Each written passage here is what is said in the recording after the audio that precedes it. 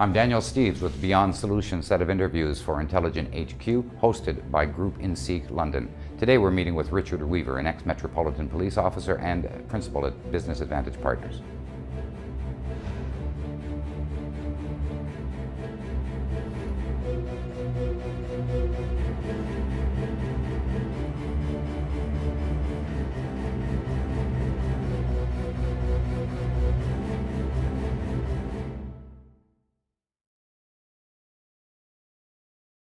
Hi, I'm here today with Richard Weaver from Advantage Business Partnerships, and I think that you've come to Advantage Business Partnerships from a slightly different route than some other people might, so if you could maybe give us a little bit of background to start off.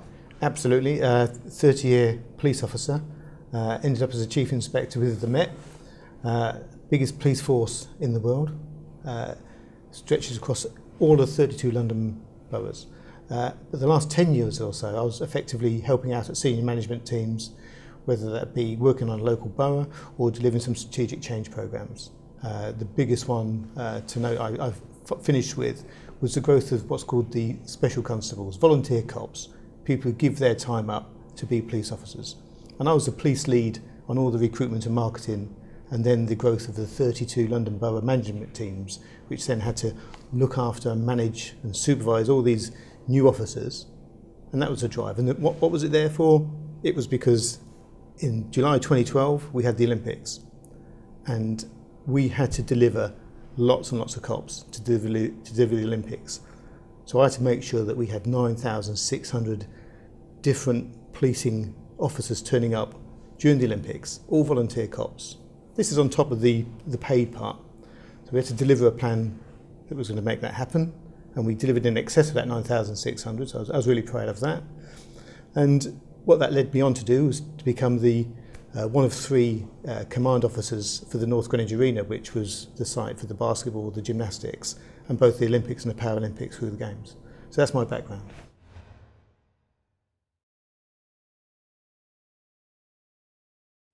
In terms of the special constables, I think the size of the job is pretty significant, but I would expect that would be a relatively easy aspect to do the recruiting part. It's the actual maintenance and keeping of these, and I think that your role is far from the administrative and recruiting side. You're creating the mechanics to make an environment that allows these people to stay where they are and want to stay where they are. Absolutely. The key thing about recruitment is it's relatively easy. You know, you can't turn on a TV program without finding some reference to the police, whether in a factual content or a documentary.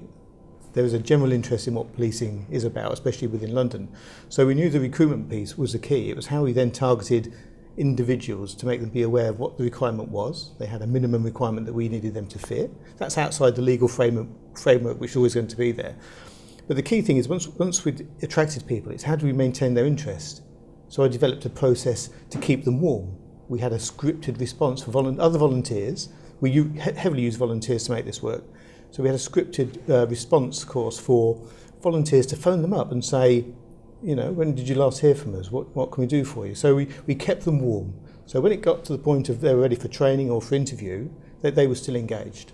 But the second part of that was to make sure that across all 32 boroughs, we had sufficient resilience with management teams that when they turned up, they could be deployed, trained and motivated. So the key thing for that was 2 or 3 times a year, I'd get all 32 managers and their partners, so 64 people in the room, and we'd basically work through some of the opportunities I saw for them to develop themselves, but more importantly, how they could build their own teams up and then develop and motivate these brand new people. You know, keep people really keen to make things happen, but you needed to make sure that they were managed in the correct way. So it was key to make sure we had a really good foundation.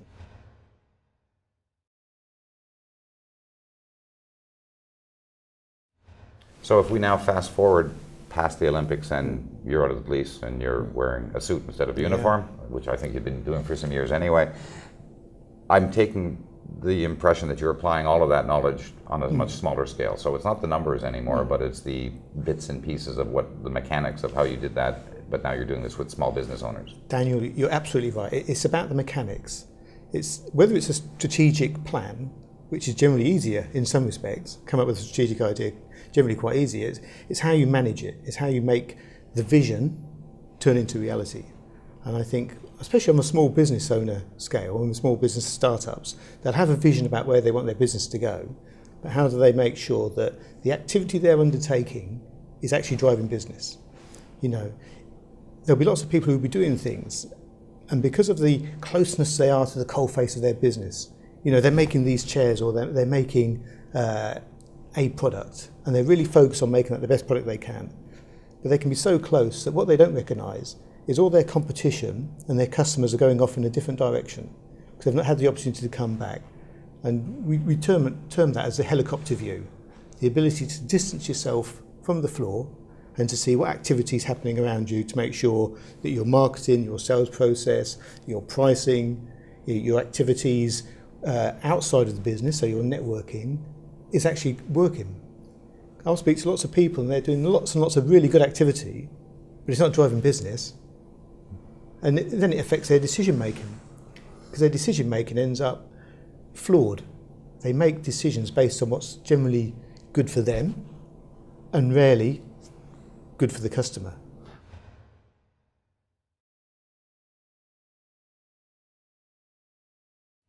A lot of that is a function of not having the time because they're so busy doing what they're trying to do, or not having the interest or the awareness of it. And a great deal of this, again, in our qualification process, when we're looking for small business owners to work with, I find that there are some signs that are just, not that he doesn't need help or want help, but it's just not time for help. You need to get to the point where you need to hit the sweet spot in their attitude and their timing and in their business and in their structure. And one of the things that I've noticed with a lot of businesses is they won't grow until they know that they need help. No. And that's a mentality. It's a mindset change that has to make, and this is one of the significant things. And it's interesting when you talk about the helicopter view, because I'm a big proponent of grass and trees, helicopter, and then I do the satellite thing as well, because you really need to see the long-term distances. And I find that long-term planning and short-term planning are fairly easy to get owners to understand. How do you get them to understand, even more importantly, is that middle phase of planning, which affects both short and long and lays the ground out? I think, for me, before they start any sort of planning, they need to have an idea of where they want to be. You know, lots of people have an idea, and they're often, you know, great ideas. You just look at the stats. You know, 50% of all startups will fail in the first year, and by year 5, 90% of all of those startups will no longer be in existence in their original format. I mean, that's data from the Federation of Small Businesses, so it's tried and tested data. If you then break it down to why businesses fail, there's some significant opportunities for support if they see it. It's failure in management, failure to manage cash flow, failure to secure finance, poor management, no plans. The key things which actually, if you were thinking about starting a business and you'd advise anybody, you would say, well, actually, they're probably your key 5 activities you need to undertake. You know, have a plan, finance it, and then consider how you're going to grow it. And I think that, for me, that's the key, to get people to recognise that by asking for help, it's not a weakness, it's actually a strength.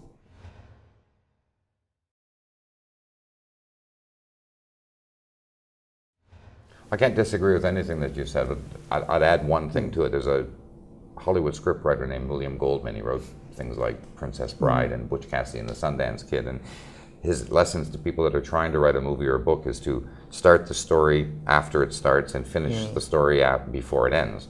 And I think that it's that after it starts part is where the businesses are starting. And when you're writing a book or a script, that might be useful, but I think that you need to have a little bit more clear idea. You've got to do a little bit more research. If you're opening a restaurant in a spot on the high street where 7 restaurants have gone broke in the last 2 years, and there's another one that sells the same menu that you have just down the street, you might want to do a little bit more research. You might want to do a little bit more. And I mean, that's a very basic example, but I think that anybody going into any market who doesn't know where their product could and can't fit are going to really struggle with it. And that this is one of the problems. If you get involved with them after the fact to do retroactive planning, it feels to the business owner like they're going backwards. And I guess it's your job to help them to realize that you sometimes have to go backwards to go forwards. I'm a big component on solution-based problem solving. So in other words, if all people ever do is focus on the problem, they'll never really come up with a workable solution. They'll have lots of great ideas to deal with that problem, but they'll never deal with the solution. And I worked this out from actually when I was in the police about how we problem solved issues within the police force, especially around antisocial behaviour. People would complain that there was a group of unruly youths sitting outside an off licence. So people would say, oh, we've got to close the off licence down. Well, actually, let's look at the problem. The problem wasn't that they were being unruly because they'd been to the off licence. They were being unruly because they could sit outside the off licence. So what we did, we just changed the design plan of the walls. So rather than having a flat wall where they could sit on it, we had the bricks turned on end, so it became uncomfortable. So actually, the original problem wasn't unruly youths, it was a lack of opportunity for them to sit somewhere. And then what we built was a shed for them in the local park. So they could actually go and sit in that local park and do what young people want to do. They could be unruly over there. Absolutely, absolutely, but that's more within expectation.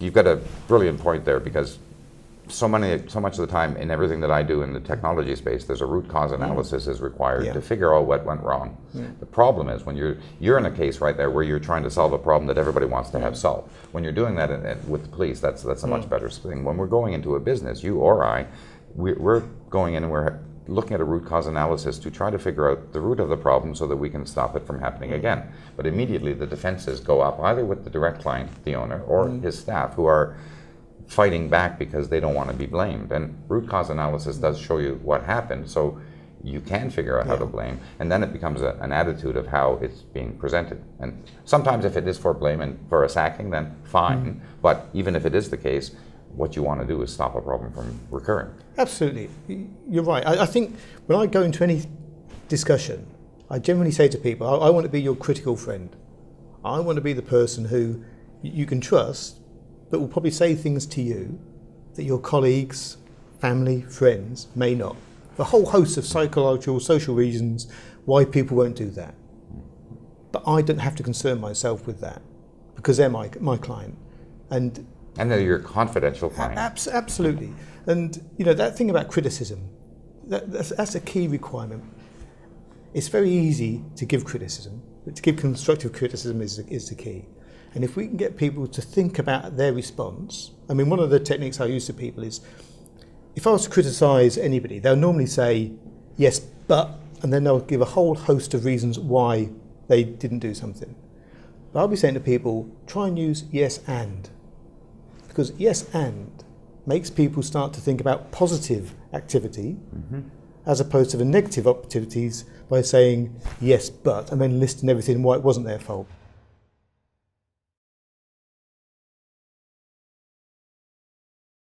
So I get the impression that a lot of what your coaching involves assertiveness training as well.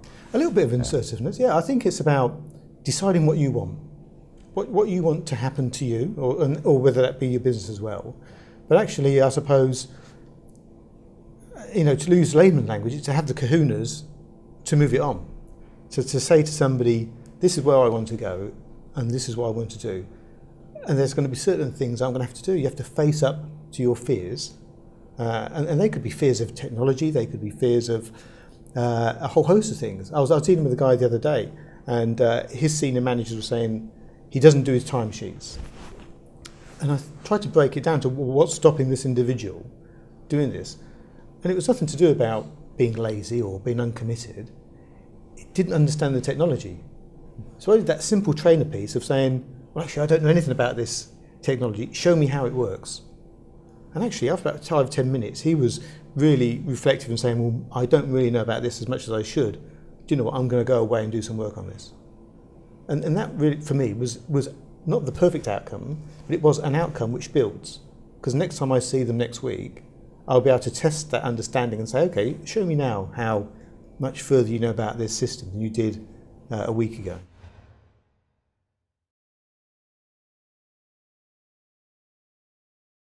That sounds like a really common psychological thing. If you find an illiterate person, an adult, they're often unable to admit that they're illiterate. When they do, suddenly the gates are open, and the want and desire to learn and the ability to learn, and it overflows. But it was that he had the exact same fear. He didn't want to be shown as a neophyte who didn't know how to use anything. So I can see that, and that's just a basic human issue, which trust me, in the technology business, I run across it on a constant basis. People are afraid of something, or they expect it to magically solve all of their problems. And whatever tool you use, there needs to be somebody usually hitting something with that tool, typically. So tell me about the aspects of police discipline that you can try to apply into the office space. Is there anything, and I don't mean the rigor in the discipline of the individual, I mean in the rigor of the discipline in their own minds. There must be a background that helps in that space as well. I think one of the key things when you're trying to run any organisation is to have an understanding of accountability. And you can only get true accountability by having a fulfilled communication circle. Quite often, people will say to a group of people or individuals, they'll make a statement, they'll say, I want you to go and do this, and I need you to do that and this later. And then they'll say, do you have any questions? And the majority of people will say, no, I don't have any questions. Well, actually, asking somebody, do you have any questions, is the wrong question. The question should be, can you just then tell me what I've asked you to do? Because what that does, that creates the mindset that I need to listen, and I need to understand what I'm being asked to do. So you check for understanding. That check for understanding model is a key requirement, I think, in getting people to buy into activity that they're going to undertake. There's no mistaking it. I've fallen foul in the past. I've worked for people who've asked me to go and do a series of things, and I've done those series of things, and I've gone back 2 or 3 weeks later and said, here you are, this is what you wanted me to do. And they'll say, no, I didn't quite mean that. So what I learned from that was I used to make notes. I'd make notes, almost not contemporaneously, but sufficiently full that I could show the person, so this is what you want me to do. They would agree, and then I would go and do that. So I delivered against expectation. And for me, that's about disciplining the mind, in that discipline with a small d. So that's interesting too, because that's exactly the primary rule of presentation, and I apply it to pretty much everything. Tell me what you're going to tell me, and then tell me what you told me. And if you switch that a little bit to what you said, it's you'll tell them what you're going to tell them, then you'll tell them, then you'll ask them to tell you what you just told them. You've got that connection and you've got that interaction. It really is. It's the same with the question that you asked, do you have any questions? If I ask a question that allows somebody to give me the answer that I don't want, like no, in that case, then I've asked the wrong question. So it's very interesting to see you've got the very same approach that I do. And some people think that it sounds psychological warfare or manipulative, but what it really is you're just helping people who are giving you money to get value for their money. Absolutely, and it goes back to the first point about absolute honesty, that if you give people an opportunity to do things and you set them an agreed timeline and agree some sort of outcomes, and you say to them, how are you getting on with it, do you need any help? I think that's a key thing for most managers, is not only just to say, to delegate. Delegating's fine in very transactional pieces of work, but when you want to that sort of transformational style of leadership, I think you need to empower people. You need to say to them, what's really, really important is the what. What we're going to achieve is really, really important. But the how you get there, that journey you take to get there, I'm going to give you quite a bit of breadth of opportunity. Because during that breadth of opportunity, you get innovation. Because you get people to think slightly outside of the box, and they're more comfortable because as long as they deliver the outcome, and it's within cost and it's with all the sort of parameters you've set, you're probably going to find you get some real wins that come out of that. Well, that helps when you let people know where the box is, then they can figure out what's inside of it, and then they can actually understand what's outside of the box, because innovation often isn't. No. It's interesting too, being a pure skill technology guy, if I go way back in my career, one of the most important lessons that I think that I've learned from 30 years ago to apply to business today is the one that I think so many businesses and non-technical people miss. Every piece of code I ever programmed, looking for a bug, finding a problem, was a success, because that meant it wasn't there anymore. So every piece of code that I wrote, I knew there was probably somebody who could write it a little bit quicker, a little bit faster. So everything I do can improve. And no matter how good I think I might be, there's always room for improvement, and there's always that little thing in the back of my mind that there might be a bug, and if I can find it, I can fix it. And that means that you keep looking. Now, there's a line where you need to draw, where you're not too much of a perfectionist, but I find it interesting that your police background and my technology background, where both of us are applying it into business spaces, which sometimes includes discipline and technology and things, but they really seem to have a lot of value for us to apply external lessons into their space. Absolutely. I'm a fundamental believer that you can have as many processes as you want and they can be spot on. They can be finance, they can be functional. But most processes outside the completely tech world are driven by people. So if you don't manage people effectively and they don't understand what you want them to do and they don't buy into what you're trying to achieve, that process will probably fall down. You know, plans based on hope and good intentions rarely deliver. You know, plans are aligned to activities, accountability and people understanding generally do. And we go back to that point about what do we look for things that help them focus on activity they should undertake. Well, I go back to my sporting background of the premise of performance equals potential minus interference. So let's identify the interference, put in some strategies to neutralise it, and have some contingencies that if it comes up again in the future, you can deal with it. And that works really well in business as well. What are the things which are interfering with that business to deliver to its best? And let's isolate them. Let's put a little ring around those, and we'll deal with those in isolation.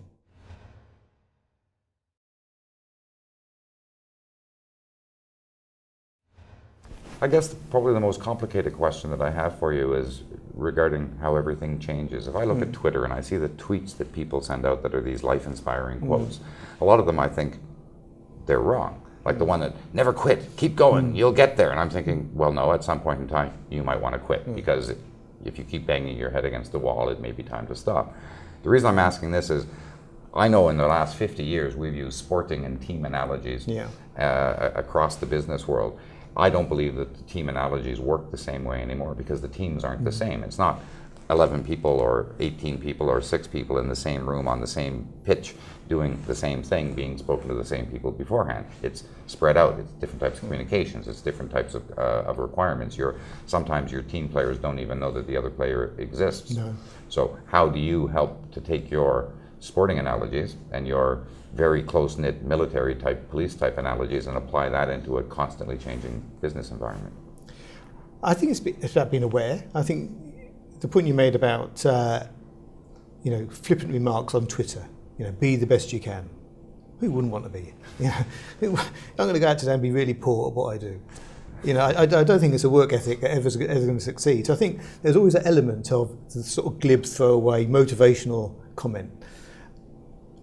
I think there is still the ability though to draw between sport and business, simply because in any sport there's the opportunity to move from one position to another, whether it's to reduce your golf handicap, whether it's to become better at anything you want to do. Even if it's that holistic approach to sport, just to be generally fitter, there is a movement from one position to the other. And for my coaching background, it says if we can help people move along, even by small degrees, and generally it's the small degrees that make the change. So if in a team environment, and Clive Woodward was a master of saying, well, let's just get everybody to improve by 1%. And if there's 10 people improving by 1%, we might actually get a 10% push. And I think you can apply the same sort of thing within business. It's to just get people to move slightly along their improvement scale. So if I would say to somebody, your turnover for this year was £125,000. Next year it's going to be 3 million. Unless they've got a really scalable product, that's not going to happen. But if their goal is actually just to grow it to £175,000, then you can break down those chunks. You can break up the activity over a 12-month period, and those extra £50,000 they've got to find comes down to £4,000 or £5,000 a month, £1,000 a week. So how does that look like? And I think once you start breaking things down to the minutiae, it's easy to understand.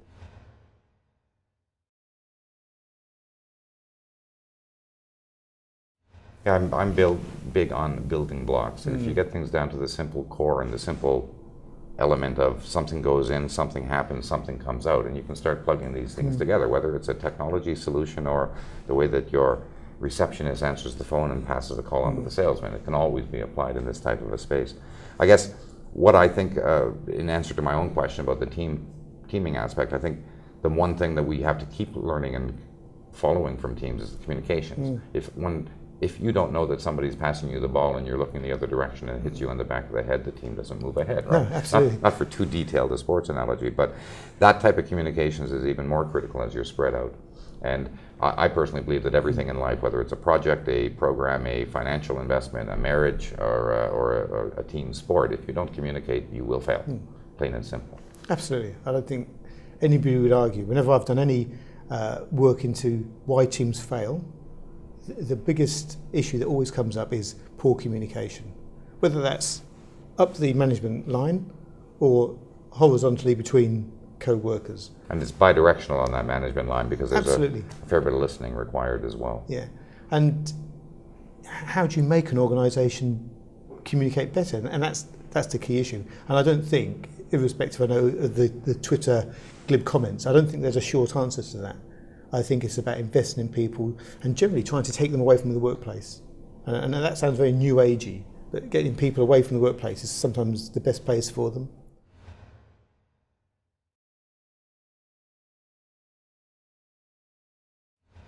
It also comes back to the goals and the plans being communicated, and if everybody knows they're in the right direction. One of my favorite analogies for planning is we're in London, we're going to Edinburgh. If you're heading to Derby and I'm heading to Birmingham, we're still going in the same direction, but it's the bloke who's walking down towards Dover that we need to turn him around. Yeah. Because you can take the train, I can take the car, we can regroup and figure it out, but we're still moving in the same direction. And that's, if you don't know where that direction is, then you are off heading towards the channel and you're not going to achieve what the team is looking for. No, absolutely. And again, that comes down, that's the difference between, as businesses grow, coming from that very small nucleus of owner-manager, thinking about themselves, they do everything that's required.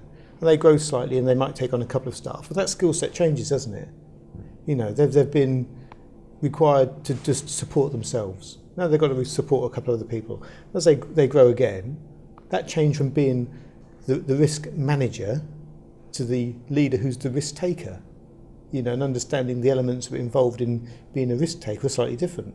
You know, having that strategic view, but communicating it down to the people who then got to deliver that view so they understand how to manage that risks.